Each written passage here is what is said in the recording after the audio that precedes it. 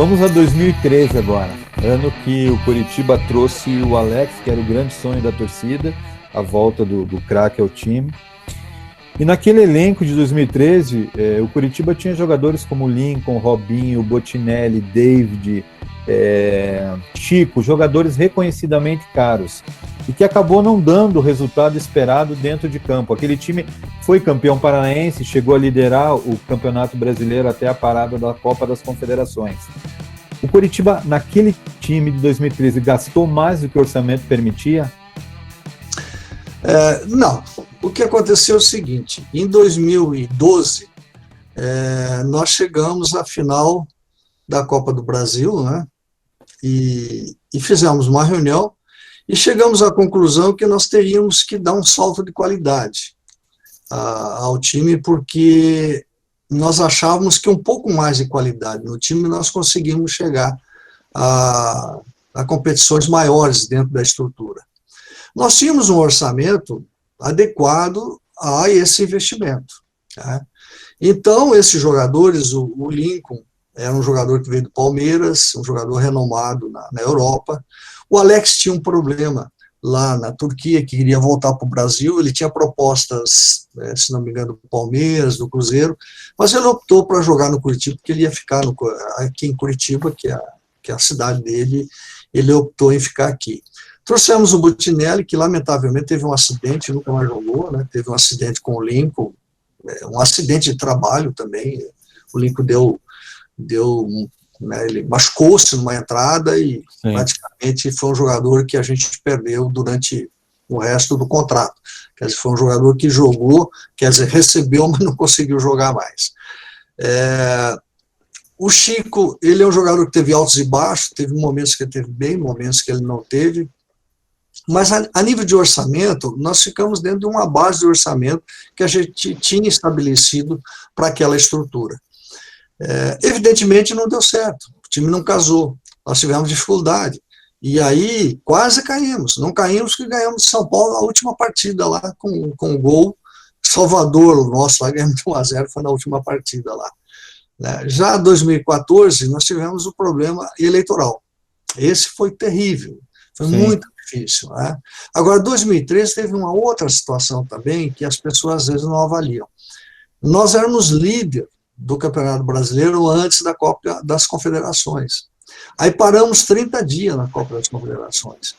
Quando o time voltou, o time não voltou no mesmo nível que terminou aquela competição antes da Copa das Confederações. E aí o time teve uma queda enorme, enorme. E nós vimos bem na Copa do Brasil até. Mas aí tivemos uma partida, se não me engano, foi contra o Flamengo, que nós ganhamos aqui 3-0 e depois perdemos. E fomos picos, né? Que o foi recuperado lá, né? Isso já foi em 2014. Isso foi em 2014, tem razão. 2013 nós fomos pelo Nacional do Amazonas. Nacional do Amazonas. Que foi uma partida absurda que nós perdemos lá, né? Então, o futebol, ele tem isso. Às vezes você investe num time e o time não casa, não dá certo, né? Por N razões que você não consegue entender, e não é a categoria do jogador. Às vezes é o modelo do treinador, às vezes é o próprio instrumento de jogadores dentro de si que acaba não dando certo, às vezes é uma fase técnica de alguns jogadores importantes também que não estão adequados, né? Então o futebol não tem uma fórmula exata, não existe uma fórmula exata para o futebol. Né? E naquele 2013 ainda, acho que essa queda brusca de produção levou o senhor a fazer duras críticas publicamente ao grupo de jogadores. Que lição que ficou daquele episódio? Você acha que aquilo interferiu no rendimento da equipe? Eu acho que não, né? Tanto é que eles não caíram. Não, na realidade, não foi com relação ao grupo, foi em relação a dois jogadores que, isso internamente, né, eu não vou citar nomes até por uma questão ética, mas o grupo pediu para perdoar dois jogadores que não estavam tendo conduta adequada, né? E eu atendi o que os jogadores pediram, né? Só que esses dois jogadores continuaram a fazer as mesmas coisas. E chegou um momento eu tive que demitir.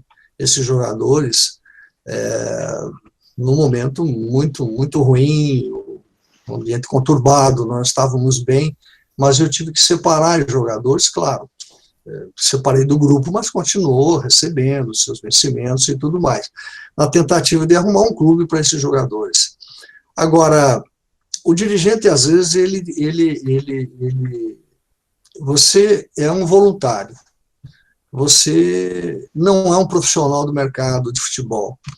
E aí você vê coisas erradas no futebol e as pessoas dizem para você o seguinte: não, você não pode falar nada, você tem que ficar quieto. É diferente de uma empresa onde você trabalha, com relação ao que você pode tomar atitude, chamar o funcionário teu e sentar com ele, dialogar com ele, fazendo avaliações trimestrais. Final do ano você tem um desempenho, você pode dizer se ele foi bem ou não foi. O futebol ele é muito momento, é muito instantâneo. E o jogador, ele é muito sensível. Ele é muito sensível. O jogador, ele é incrível, a sensibilidade dele em relação ao tratamento que ele recebe. O bem e o mal, entende? E nem sempre o treinador, ou um preparador, ou um diretor de futebol, ou o próprio vice-presidente de futebol, ou o próprio presidente, toma uma atitude, não é para o mal daquele jogador, mas ele leva como pessoal, entende? E eu aprendi uma coisa na minha vida, que no futebol você não pode falar na frente do microfone o que você pensa. Né? Você tem que sempre pensar duas vezes, porque quando você fala na emoção, você acaba extrapolando e falando o que não deve. Né? E eu aprendi isso e o jovem às vezes não aprende, porque eu ouço tanta coisa no futebol aí que eu dou risada às vezes, porque o repórter é danado, ele é inteligente, ele vê quando você está bravo, ele olha para o dirigente e fala: opa, esse vai explodir o meu ibope aqui, e mete a pergunta na tua cara, e você que está emocionalmente abalado, você explode, né? Aí fala o que você não deve falar, né? Então, o repórter é danado, você tem que cuidar sempre com ele, porque ele sempre está preparado para buscar a melhor notícia, mas da forma de maior impacto, né? Então, vou colocar o senhor numa fogueira.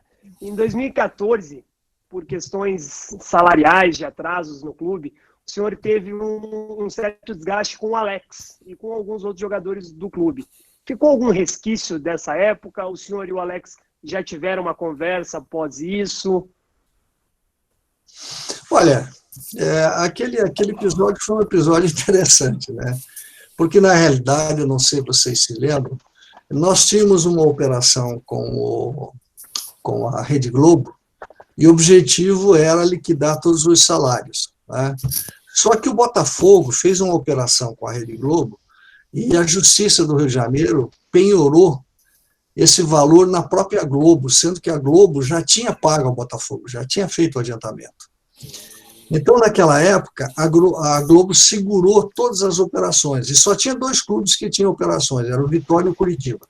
E essas 2 operações foram seguradas. Eu me reuni com o grupo, e eu nunca esqueci isso, viu? Que dia 7 de setembro é dia do meu aniversário, tá? E foi o pior presente que eu recebi na minha vida. Foi muito pior a notícia quando o médico me falou que eu estava com câncer. Eu acho que foi uma covardia o que fizeram comigo. Porque no dia 6, eu fui ao vestiário, falei para eles: olha, até quarta-feira ou quinta, no máximo, estará o dinheiro na conta de todos vocês.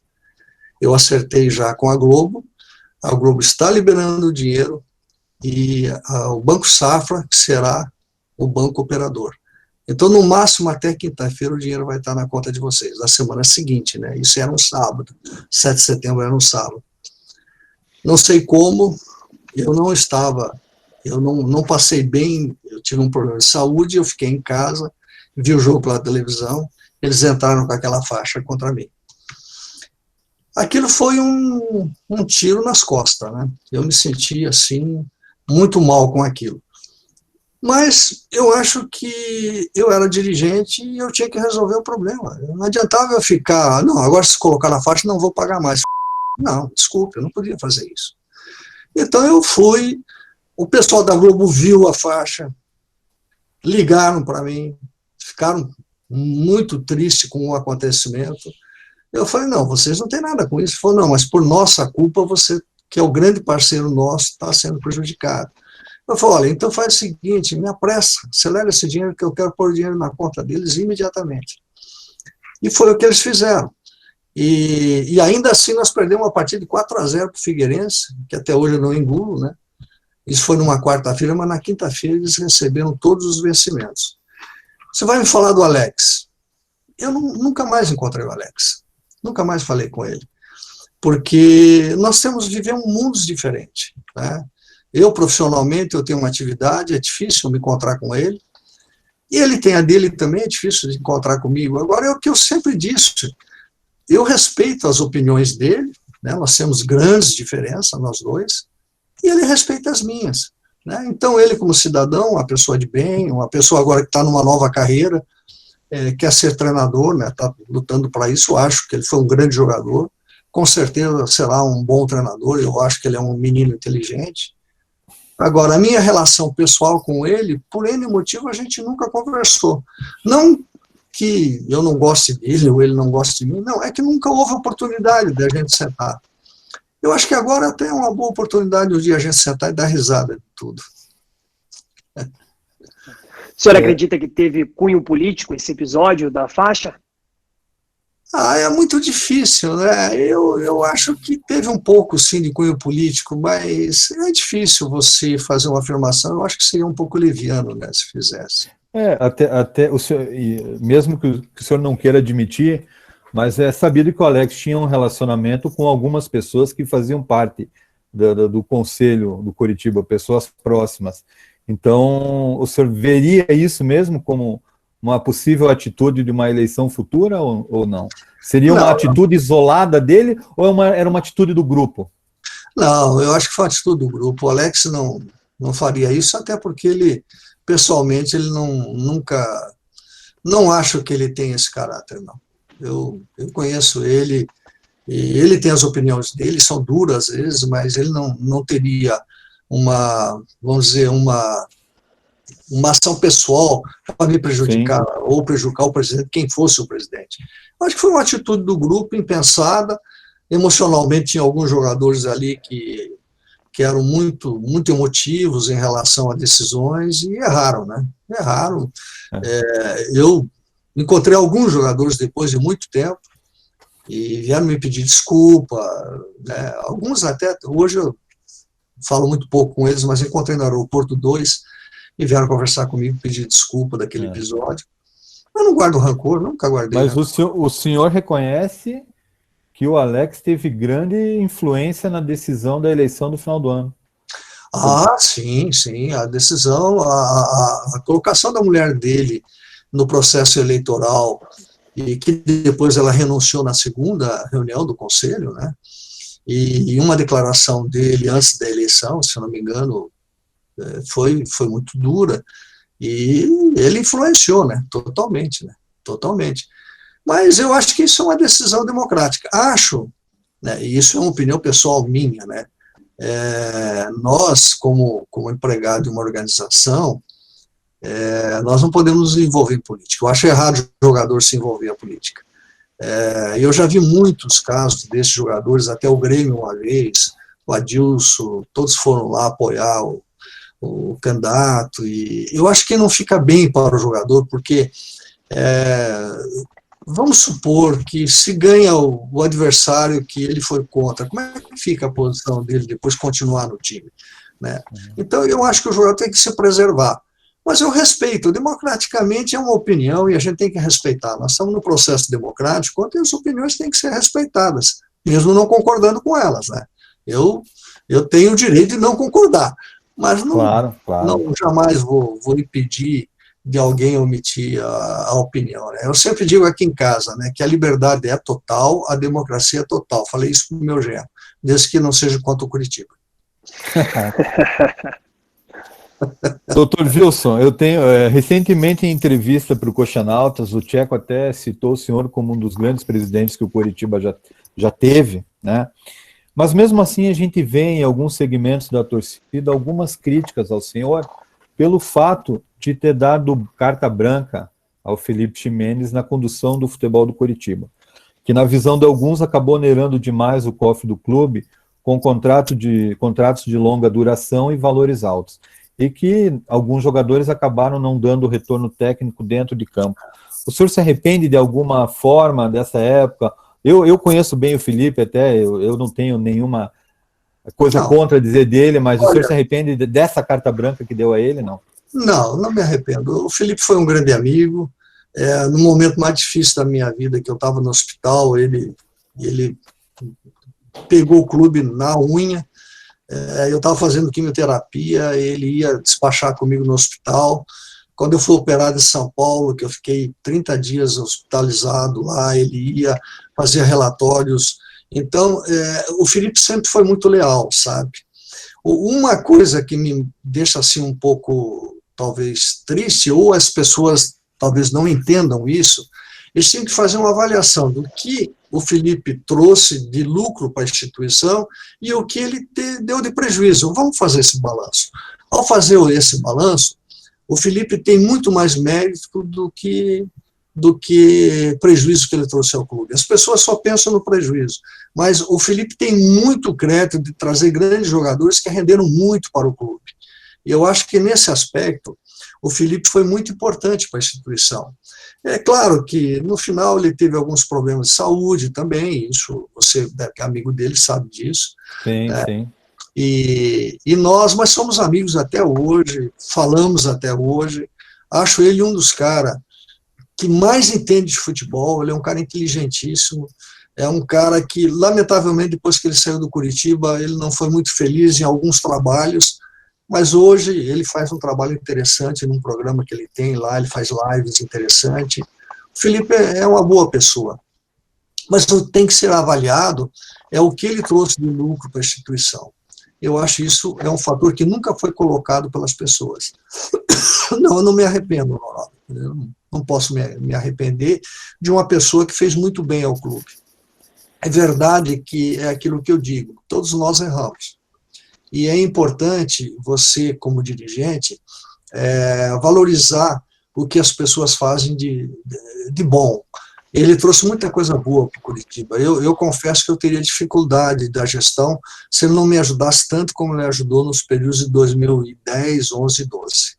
Aproveitando que o senhor mencionou agora o Felipe Ximenes, ele, nesse ano de 2020, um pouco antes da paralisação do futebol, ele esteve muito presente no noticiário esportivo paranaense, porque ele estava costurando um acordo do Paraná Clube com um grupo russo. O Paraná Clube passaria a ser um clube empresa.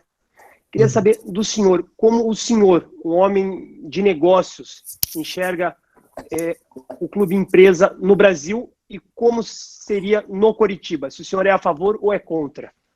Olha, nesse momento o futebol não tem uma legislação específica, né? Então é muito difícil. Os modelos estão aí, alguns deram certo, outros não deram. Por exemplo, citar um exemplo que deu certo, a Red Bull. Red Bull deu certo, mas para o Bragantino. Curitiba jamais daria. É outra situação. Red Bull é uma situação porque o Bragantino, com todo o respeito à cidade de Bragança Paulista, uma torcida pequena, um clube pequeno, não tem estrutura, nada. O Curitiba não é esse modelo. O modelo, talvez, que fosse implantado no Paraná, eu não conheço os detalhes, mas a legislação não permite, você tem uma série de impedimentos. Eu acho que o clube empresa, ele vai ser saudável, mas tem que ver a legislação. Nós temos um problema aí muito sério, que é a questão tributária, porque os ativos da instituição, do clube de futebol, que vai passar para essa associação, serão tributados, do jeito que está hoje. Se não houver um tratamento especial tributário, imagine o patrimônio do Curitiba hoje avaliado em o quê? 250, 300 milhões, pagar 40% de imposto. Inviabiliza. Então, para se transformar clube empresa, primeiro você tem que ter a maioria das ações. O clube tem que ficar com a maioria das ações. E você tem que ter uma instituição à parte, e essa instituição vai administrar o futebol com objetivos, metas e tudo mais. E vai ser o gestor com profissionais contratados e avaliados por esse instrumento de objetivos traçado no plano estratégico. Mas a definição, quem manda é o clube. Por exemplo, o Bayern de Munique. O Bayern de Munique, quem administra o Bayern não é o Bayern. O Bayern, instituição, clube de futebol, é uma instituição separada do Bayern. O Bayern tem ações dentro do time de futebol. E ela dá estratégia para cumprir aqueles profissionais de valorização, de vinda de profissionais, de atingimento de meta e de títulos, né? É assim que funciona o futebol empresa. Nesse momento, no Brasil, eu vejo dificuldade, porque não tem uma legislação que dê segurança para isso. Veja o exemplo do Figueirense, que é absurdo que aconteceu, né? Então, para você ter hoje um investimento desse, você tem que ter praticamente investidores com capital suficiente e lastro para responder por esse patrimônio que eles vão colocar no futebol, né? Então, você não pode um patrimônio do Curitiba aí, que é 250, 300 milhões ou mais, não sei, colocar numa empresa, ou de amanhã depois o cara simplesmente desaparece, ou não faz investimento nenhum e quebra aquela instituição. Então, isso tem que ser muito bem pensado. Acho que é o caminho, mas tem que ter estruturado dentro de uma legislação nova, moderna, que dê prioridade principalmente à segurança para o investidor e para o clube que está fazendo, colocando seus ativos na organização desse instrumento. No Paraná, eu acredito que, pelo que foi ventilado, seria mais ou menos nos moldes do Figueirense, sendo que o futebol seria meio que terceirizado, né, por essas empresas. Então, a sede social de um lado, o futebol do outro. Mas teria que ter garantias muito né, não dá para colocar uma instituição na mão de pessoas que você não conhece e que não tem um lastro, né? Teria que avaliar isso. O senhor falou no começo do programa sobre a MP 984, que ela vai trazer muitas dificuldades para os clubes médios, né? Quais os impactos dela para o futuro do Curitiba? Olha, o grande né, valor que tem é que você vai poder negociar o teu produto.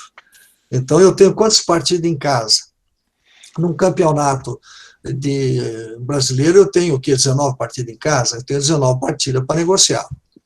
Se eu colocar meus 19 jogos para negociar, ele não tem valor, individualmente. Sim. Então, o que eu tenho que fazer? Eu tenho que ter uma estrutura aí de uns 10 clubes se unirem e trazer esse produto para quem quer comprar. Quem que vai comprar? Não será mais da forma que está sendo feito por aí. Será digital. Você vai ter N possibilidade. Por exemplo, a França, hoje, o campeonato francês, a Sky, comprou os direitos do campeonato francês. O número de crescimento de assinaturas da Sky aumentou 48%. Na Inglaterra foi assim também. Inglaterra foi assim. O campeonato alemão, agora a Amazon, comprou o campeonato alemão. A Amazon, que não tem nada. Aqui no Brasil, Netflix, a Amazon tem o quê? Não tem só filmes. Então, você tem que ter um poderio de negociação para vender o teu produto em bloco. E colocar o teu produto de uma forma que você vai desenvolver digitalmente, em plataformas. O Flamengo tentou agora, fez uma plataforma aí, claro que foi a primeira, um amigo meu do Rio me ligou até que foi muito ruim a transmissão, mas ganhou 300 mil reais nessa operação, né? Então, o que nós precisamos para fazer isso é unir os clubes e fortalecer. Eu acho que é o momento de criar a liga. A CBF não vai ajudar, não adianta, tem que esquecer a CBF, tem que formar uma liga forte. Se não conseguir todos os clubes, pelo menos você tem que ter aí no mínimo 10 clubes para você negociar o teu produto. Porque você tendo 10 produtos para negociar com uma empresa digital, você consegue valorizar o teu produto. Agora, você sozinho, independente, você não tem laço para vender o teu produto. Então, a minha preocupação é essa. É muito complicado. Então, o senhor acha que a negociação coletiva para o Curitiba é muito mais interessante do que a negociação individual? Tanto é mais interessante como necessária. Ela é necessária. O Curitiba precisa se unir para se fortalecer. Eu vou dar o exemplo chinês aqui da vara. Se tem uma varinha, você quebra. Você põe duas, você quebra. você põe 3, você pode até quebrar, mas tem mais dificuldade. Agora, põe 10 juntos, você tem já um esforço enorme para quebrar. Como é que funciona a Liga Americana? A Liga Americana, quem negocia é a Liga. A Liga que negocia. E mais, terminou o campeonato americano, eles pegam os 10 melhores jogadores e redistribuem para não ter um único campeão. Porque senão fica um time só campeão e perde a atração do público. O produto não vende mais. Entende? Então, por exemplo, o Flamengo tem um time, uma receita. Daqui a pouco o campeonato é só Flamengo, ninguém quer mais vender o produto. O Flamengo vai perder também. Então tem que ter inteligência, porque o Flamengo não vive sem o Curitiba, sem o Atlético, sem o Ceará, sem o Palmeiras, também não vive sem esses times todos. Então tem que se unir, tem que se integrar. O dirigente tem que parar de ser burro, querer só ganhar título. Tem que se unir para fortalecer o futebol e todos crescerem juntos. Esse seria o momento ideal, então, da Primeira Liga, que foi um projeto que o senhor foi um dos expoentes? Eu acho que sim. É o momento dos clubes criarem a sua própria liga. Porque, veja, os clubes hoje acham muito confortável jogar na mão da CBF. A CBF organiza isso, organiza campeonato, paga passagem aérea, tudo. Os clubes começaram lá no Clube dos 13, mas virou um órgão político. Aí você queria dinheiro, por exemplo, tinha que ir lá no Clube dos 13, pagar 5% o Clube dos 13 para ir na Globo para repassar o dinheiro. Por que o Clube dos 13 sucumbiu? Porque, na realidade, ele ficou intermediário. Você tem que criar uma liga que ela não seja o intermediário, que ela seja o titular da distribuição do teu negócio, né? Com representação dos clubes dentro da própria liga. E por que a Primeira Liga não deu certo, presidente? Porque os dirigentes, de uma forma geral, cada um pensa no seu clube.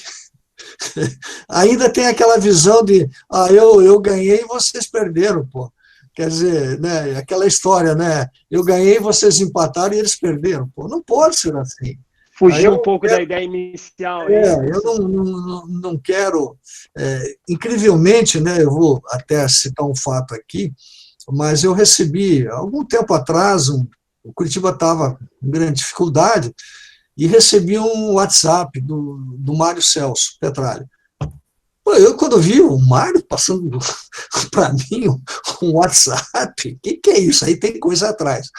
Falou, preciso tomar um café com você precisa voltar para o Curitiba, nós tivemos embates interessantes, mas o Curitiba não pode, o Curitiba tem que crescer, porque o Curitiba crescendo é importante para o Atlético, para o futebol paranaense, precisa de ver. Eu tenho até salvo o e-mail dele, porque eu guardei até do Mário, né? Aí depois até ele me ligou e eu vi que era ele mesmo, né? Não é ninguém. Porque eu achei que era uma brincadeira, né? Daí ficamos de tomar um café, mas lamentavelmente ele teve problema de saúde, né? Quase, né, foi operado, tudo, e a gente nunca mais conversou a respeito desse assunto. Mas ele estava preocupado com o futebol paranaense, ele achava que o Curitiba tinha que crescer também, porque ele acha que os dois juntos seriam fortes, né? Então você veja, e logo o Mário, que tem uma mentalidade muito personalista, né? Muito atlético, é tudo atlético, né? Ele quer só do Atlético. Então, eu acho que é uma oportunidade para os clubes se unirem para engrandecer. A disputa de campo continua, a torcida continua, a gozação continua, a derrota ou a vitória vai acontecer, mas fora do campo o produto tem que ser vendido como negócio. Essa é a visão que eu tenho. É isso aí, doutor Wilson, a gente está caminhando para o final do nosso bate-papo. A gente tem uma última pergunta ainda, queremos agradecer enormemente a sua presença, que vem, assim, contribuir muito para o site, pela sua experiência, né, não só como no Curitiba, como um homem de negócios. E uma pergunta que é de uma grande curiosidade, eu tenho duas curiosidades ainda. Se quiser deixar a tua para o final, eu tenho duas. Então eu vou deixar a minha para o final, porque acho que a minha é a curiosidade de toda a torcida, né? Diga lá, Rogério. Bom. A minha primeira é a seguinte. Doutor Wilson, eu ouvi que o senhor, uma vez conversando com um treinador do Curitiba, vocês estavam analisando os jogadores e o goleiro Tadeu, que foi um dos destaques do Campeonato Brasileiro ano passado pelo Goiás, estava treinando e estava muito bem. E o senhor elogiou e falou, olha, esse é um excelente goleiro, pode ir para a seleção brasileira. E o treinador disse que o senhor estava enganado, que ele era muito baixinho para ser goleiro. Quem foi esse treinador que fez a gente perder uma joia do Couto? Não, por uma questão ética eu não posso falar. Mas eu me lembro bem, até porque eu falei, olha, eu discordo de você por duas razões. Primeiro, ele tem uma colocação fantástica, ele sabe jogar com os pés, ele é um jogador tranquilo, calmo, e ele tem uma saída de bola mais rápida que eu vi na minha vida. Daí o treinador virou e falou, mas Wilson, ele é muito baixinho. Eu falei para ele, pô, mas não é altura, cara. Bom, resultado, tá aí, né? Você sabe, aliás, o Tadeu, eu sempre tive um carinho muito grande por ele, é um menino fantástico, um goleiraço. Eu, em categoria de base, eu joguei ao lado do Tadeu e ele era bom batedor de falta também.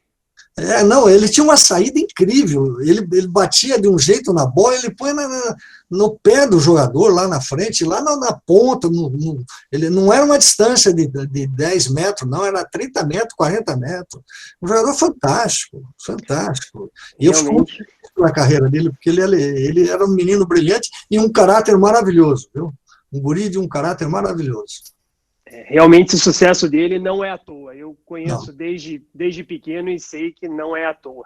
E uma outra questão, que é uma outra curiosidade muito grande minha, é que o senhor, quando esteve junto com o grupo da Seleção Brasileira em 2014, há uma história, eu não sei se é lenda, o senhor agora pode revelar para a gente, que o Felipão teria ido 2 dias antes do jogo, lá em Barueri, em 2012, ele teria ido junto com o presidente do Palmeiras em uma reunião com o Marco Polo Del Nero, que mais para frente foi até presidente da CBF. É verdade isso? O senhor realmente foi cobrar o Felipão? É verdade, sim. É verdade, e foi o Felipão, foi o vice-presidente do Palmeiras e mais uma pessoa do Palmeiras. E o Marco Polo era conselheiro do Palmeiras e presidente da Federação Paulista. E eles entraram na sala e alguém me ligou de dentro, do lado do gabinete, e falou, presidente, estão te roubando aqui hoje. E me contou. Está o Felipão, está fulano. E desligou o telefone. Aí na seleção, depois de um empate, de um jogo que nós tivemos contra quem? Acho que foi contra o Chile. Foi contra o Chile, né, que nós fomos para o pênalti, se não me engano. Né? Que perdemos no último minuto, o cara chutou na trave a bola. Né? Aí o Filipão chegou e chamou, presidente, venha tomar um vinho comigo aí. E eu sentei só eu e ele, só nós dois. Eu falei, Filipão, hoje você vai abrir o jogo, bicho. Você vai me contar o que se foi fazer na Federação Paulista naquele jogo que vocês me roubaram do 2-0 lá. Ele deu risada, olhou para mim e falou, presidente, vamos mudar de assunto, presidente, vamos mudar de assunto. Nós estamos curtindo uma vitória da seleção brasileira. Por que falar de um jogo lá de 10 anos atrás? Chega, vamos tomar um vinho aqui. E mudou de assunto. Mas foi verdadeiro isso. Hoje a gente dá risada, mas na época não foi tão bom assim, né? Não foi tão divertido, né? Rapaz, eu fiquei muito bravo. Você sabe que teve um episódio que talvez ninguém sabe, né? Mas quando estava terminando o jogo, que o juiz não deu o pênalti em cima do Tcheco, eu saí do camarote que eu estava e fui no camarote da federação para brigar com o Del Nero. E ele tinha fugido do camarote. Quando me viu, ele fugiu. Ele saiu por segurança e fugiu para não me encontrar. Não, o Tcheco teve presente no Coxanautas, ele fez uma entrevista aqui com a gente recente e ele contou, ele falou, não é possível que o juiz ali não tinha visto. E eu falei que eu estava naquele jogo, a torcida do Coritiba ficou do lado oposto do que foi aquele lance, e dali eu e todos os torcedores do Coritiba não tivemos a menor dúvida que foi pênalti, e o juiz em cima do lance. É bem estranho.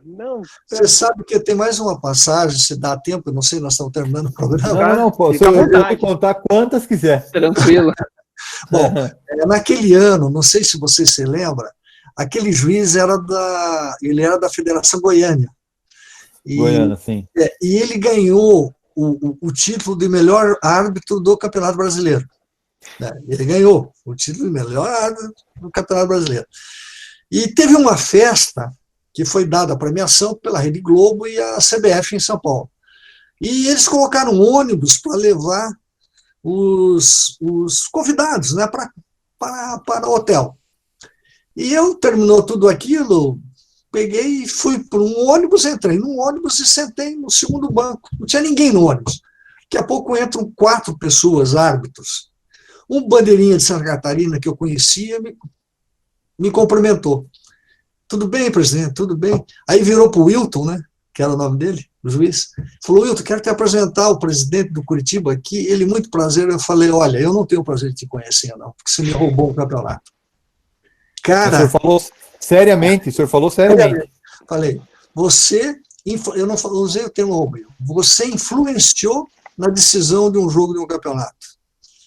E ele pegou, saiu, foi no fundo, não tinha ninguém no ônibus, sentaram no último banco lá, os 4, e ficaram conversando, pipipi, olhavam para mim, olhava para trás, já estava olhando para mim, baixava a cabeça. Quer dizer, não adianta, o futebol, claro, eu não sei, às vezes eu não acredito, sabe, má fé, mas não pode errar da forma que errou, né? Eu acho que a pressão daquele jogo foi muito grande. Eu quero até aproveitar, eu sei que o senhor não vai dizer aqui para a gente, né, mas o fato da Kia ser a patrocinadora do campeonato e a patrocinadora do Palmeiras não pode ter influenciado também? Eu acho que não. Eu acho que o que influenciou é que o Palmeiras estava muito mal. E havia um objetivo de colocar o Palmeiras como campeão por uma razão. O Palmeiras estando mal, e ele estava muito pressionado. E ele ganhando um título da Copa do Brasil, ele achou que daria um ganho extraordinário para ele. Tanto é que ele perdeu, caiu para a segunda divisão naquele ano. Tá? Agora, tem um episódio também, que esse eu não posso esquecer, eu vou me lembrando das coisas. Quando nós terminamos o jogo do Vasco, 3-2, teve um lance que o Saulo não deu um pênalti no Leonardo. Leonardo.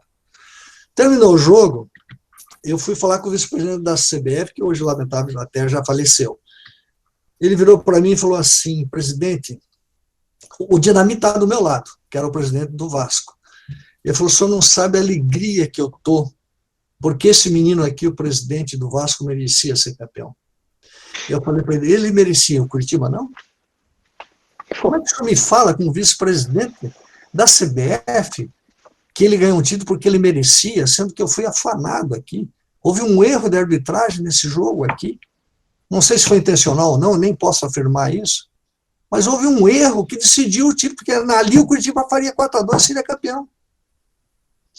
Ele ficou branco, eu estou tentando me lembrar, ele foi presidente da Federação Baiana, e depois foi vice-presidente da CBF.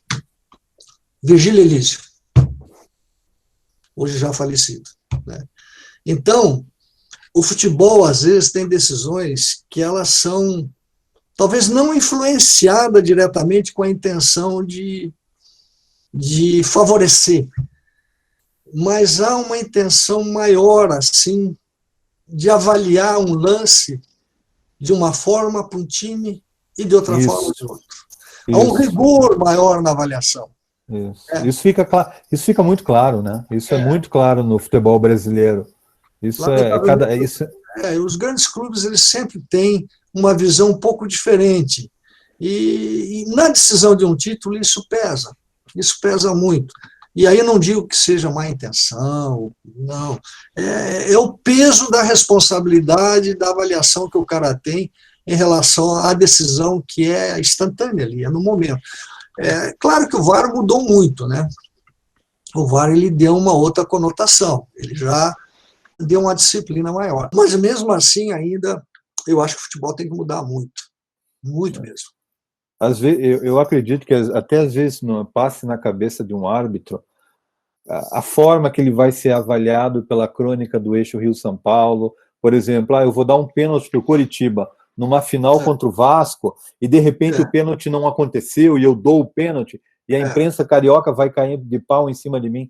Então, acho que isso influi também muito, né? É verdade. Dentro de campo. Né? Mas, doutor Wilson, eu agradeço demais o senhor, mas vamos lá. Essa pergunta acho que toda a torcida quer saber. A gente ainda vai poder ver o senhor como presidente do Coritiba? Olha, se Se minha mulher estivesse aqui, eu diria não. Já respondeu para a gente, então, né? Mas o Curitiba está no sangue, né? É uma coisa que a gente tem um carinho imenso, tem um amor muito grande. O que eu quero, na realidade, o Nório, o Rogério, o Marcelo, é ajudar o clube.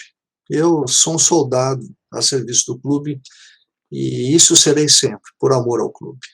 Né? É isso aí. É isso aí. Mas eu queria deixar aqui registrado, primeiro, o agradecimento aí pelo carinho que vocês tiveram comigo, né? E a paciência e, principalmente, a polidez como me trataram, né? Às vezes as perguntas elas são um pouco ácidas e necessárias, né? Mas vocês foram muito gentis no tratamento que tiveram comigo e eu fico muito feliz de poder falar com vocês e eu falo muito com o Raul lá de Porto Alegre, né, que é uma pessoa que até hoje eu não conheço ele pessoalmente, mas eu tenho uma amizade assim por WhatsApp muito grande com ele. E eu diria para vocês que vocês fazem um trabalho super interessante para o clube, para a nação Coxa Branca, e são pessoas assim desprovidas de qualquer vaidade, de qualquer interesse, e que tornaram essa agremiação a grandeza que ela é. São pessoas anônimas como vocês, que o clube cresceu e está onde está, e é uma grande instituição. Passa, às vezes, por alguns momentos de dificuldades, como todos nós passamos na vida, né?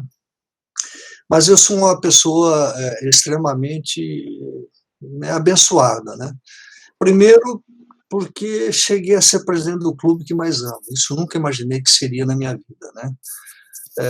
Segundo, eu me considero uma pessoa de sorte, porque passei por muitas dificuldades e aí superei. Terceiro, porque eu tenho grandes amigos hoje que eu fiz pelo futebol, né? Na verdade, tem alguns inimigos que eu nem conheço, né? Porque o futebol tem essa maldade às vezes. Mas os amigos são tão caros e são tão maravilhosos aí que eu fiz e que eu levarei eternamente no meu coração. E não tenho dúvida que vocês são pessoas sensacionais e que fazem muito pelo trabalho. Primeiro, profissionalmente, com um trabalho maravilhoso que vocês fazem, mas, acima de tudo, pelo amor que vocês têm por aquilo que vocês estão construindo. Parabéns. Parabéns. Muito obrigado. Então, eu quero quebrar o protocolo aqui e vou dizer uma coisa para o senhor. Eu sei que essa é a minha opinião e tenho certeza que o Rogério e o Marcelo compartilham dela. O Coxanautas, desde que eu assumi como editor, ele optou pela isenção em relação aos candidatos à presidência do Coritiba. Então, a gente não manifesta apoio público a nenhum deles. Agora, o senhor pode ter a certeza de que, no caso do Dr. Wilson, como candidato à presidência do Coritiba, o Coxanautas vai estar do seu lado. Tá bom? É verdade. Um grande abraço para o senhor. Um grande abraço. Eu abriria essa sessão. Isso é um grande estímulo, hein? Tamo junto, doutor Wilson. Um grande abraço para o senhor, viu? Um abraço. Obrigado.